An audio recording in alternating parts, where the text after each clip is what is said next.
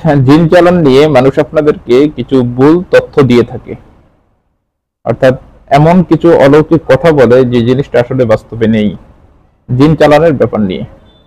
এই কথাগুলো কি এবং কিভাবে আপনাদেরকে জিন চালানোর ব্যাপারে বিভ্রান্তকর একটা অবস্থায় ফেলে দেয়, আজকের ভিডিওতে এই বিষয়টি নিয়ে বিস্তারিত আলোচনা করব। আজকের এই ভিডিওটি আপনাদের জন্য খুবই গুরুত্বপূর্ণ, খুবই দরকারি, খুবই উপকারী একটি ভিডিও। তাই ভিডিওটিকে না টেনে একটু শেষ পর্যন্ত কন্টিনিউ করবেন। ভিডিওটি শুরু করার আগে সংক্ষেপে কিছু কথা বলবো। টিকটকে আমাদের কোনো অ্যাকাউন্ট নেই। কিছু প্রতারক চক্র আমাদের ভিডিওগুলোকে ইউটিউব থেকে ডাউনলোড করে টিকটকে নিয়ে আপলোড করে এবং আপনাদের সাথে বিভিন্ন রকম প্রতারণা করে। তাই কেউ যদি আমাকে দিয়ে কোনো কাজ করাতে হয়, অবশ্যই স্ক্রিনে দেওয়া যে 55 নম্বর আছে, এই 55 নম্বরে সরাসরি ভিডিও কল দিয়ে আপনি আমাকে দেখে কনফার্ম হয়ে তারপর কাজ দিবেন। চলুন তাহলে কথা না বাড়িয়ে ভিডিওর মেইন আলোচনায় আসতে পারি। দর্শক, জিন চালান তান্ত্রিকতার জগতে সবচেয়ে পাওয়ারফুল এবং সবচেয়ে শক্তিশালী যে কাজটা, সেটা হচ্ছে জিন চালানের কাজ। এই জিন চালান নিয়ে আপনাদেরকে মানুষজন বিভিন্ন রকম কিছু ভুল তথ্য দিয়ে থাকে, আর এই ভুল তথ্য দেওয়ার পিছনে সবচাইতে বড় কারণ হচ্ছে সে আসলে জিন চালান সংক্রান্ত ব্যাপারে কিছু জানেই না, এ সম্পর্কে তার কোনো অভিজ্ঞতাই নেই। আপনাকে মুখস্থ একটা তথ্য সে দিল আর কি, যেন আপনি তাকে বিশ্বাস করতে শুরু করেন বা তার প্রতি আপনার একটা বিশ্বাস জন্মায়। আর জিন চালানোর কথা বললে খুব সহজে আমরা কাজের জন্য রাজি হয়ে যাই যে আমি কাজটা জিন চালানোর মাধ্যমে করব, খুব সহজে রাজি হয়ে যায়। এই জন্য এমন কিছু তথ্য দেয়, আপনি যখন তার কাছে জানতে যাবেন যে আপনি জিন চালানটা কিভাবে করবেন, মানে এই কথাগুলো আমি আমার অভিজ্ঞতার থেকে, মানে আমার কাছে তো অনেক রোগী হয় বা এ সংক্রান্ত ব্যাপারে অনেক কাজের জন্য অনেক মানুষ আসে, তো আমি তাদেরকে জিজ্ঞেস করি ব্যাপারগুলো যে কিরকম তথ্য বা আপনাকে কিভাবে আপনি জিজ্ঞেস জানতে চান যে সে কিভাবে কাজ করবে। অর্থাৎ যারা প্রতারণা হয়ে আসছে, যারা প্রতারিত হয়ে আসছে বিভিন্ন প্রতারকদের হাতে, তাদের ব্যাপারগুলো আমি জানতে চাই। তো কিছু কিছু থেকে যেগুলো পাই হচ্ছে, বলে জালালি জিন চালান দিবে।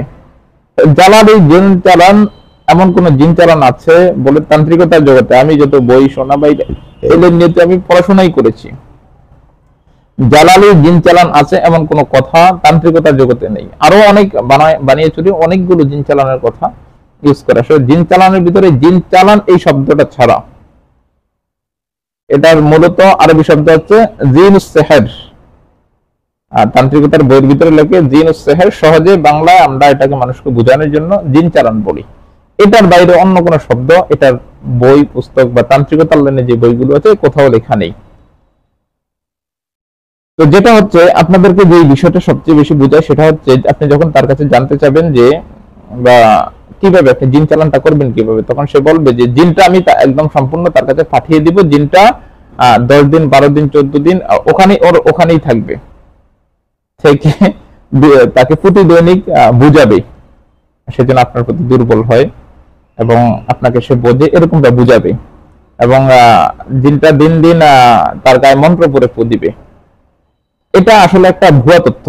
আমি আপনাকে বলি, জিনের গায়ের বাতাসটা হচ্ছে মূলত জিনের আসর। একটা লোকের কাছে সর্বক্ষণিক কোনো জিন থাকে না, এমনকি যার শরীরের সাথে জিন জয়েন আছে এই লোকের সাথে সর্বক্ষণিক জিন কখনো থাকে না, কিছু সময় থাকে তারপরে চলে যায়। কারণ জিন কিন্তু ভিন্ন একটা জাতি আর আমরা মানুষ ভিন্ন একটা জাতি, তো তারা একসাথে কিভাবে থাকবে সব সময় অলওয়েজ, এটা তো সম্ভব না। তো যে আপনাকে এই তথ্যটা দিচ্ছে যে জিন চালানোর সময় চালান দিব, আমি যে কদিন কাজ করবো ওই কদিন জিনটা তার কাছেই থাকবে, তাকে মন্ত্র করে ফু দিবে, ভুল তথ্য। আপনার সঠিক তথ্যটা এখানে কি?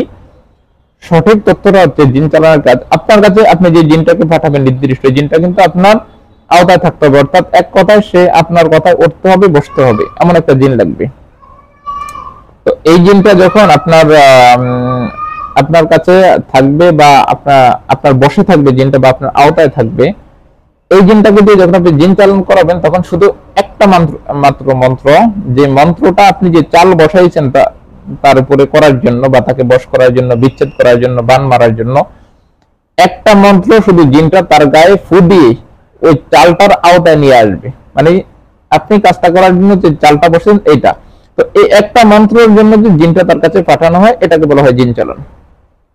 মূল কথা হচ্ছে এখানে। এখন আপনাদের কথা হচ্ছে হুজুর এক একজন থেকে এক এক রকম কথা শুনতে শুনতে বা এক একজন থেকে এক এক রকম শুনতে শুনতে কোনটা বিশ্বাস করবো? আসলেই তো আপনারা কোনটা বিশ্বাস করবেন? আমি নিজেই তো কনফিউজ হয়ে যাই। আর আমাদের বাংলাদেশের সবচেয়ে বেশি সমস্যা হচ্ছে কবিরাজ হয় কিভাবে? আপনার লাইব্রেরিতে গেল, একটা বই আনলো, ওই বই দেখে দেখে সে তান্ত্রিকতা করে। বাংলাদেশে যে সমস্ত বইগুলো পাওয়া যায় লাইব্রেরিতে, আমি স্পষ্ট করে ওইগুলো কোনো আল্লাহর ওলি লেখছে, যেমন চারসিনা পিসা হুজুর, জৌনপুর পিসা হুজুর, অথবা চরমনাই পিসা হুজুর, যে কোনো আল্লাহর ওলি লেখছে। আল্লাহর ওলিরা যে সমস্ত বইগুলো লেখছে, এগুলোতে তান্ত্রিকতা করলে আপনি শুধু জিনের রোগ রুকাইয়া করতে পারবেন।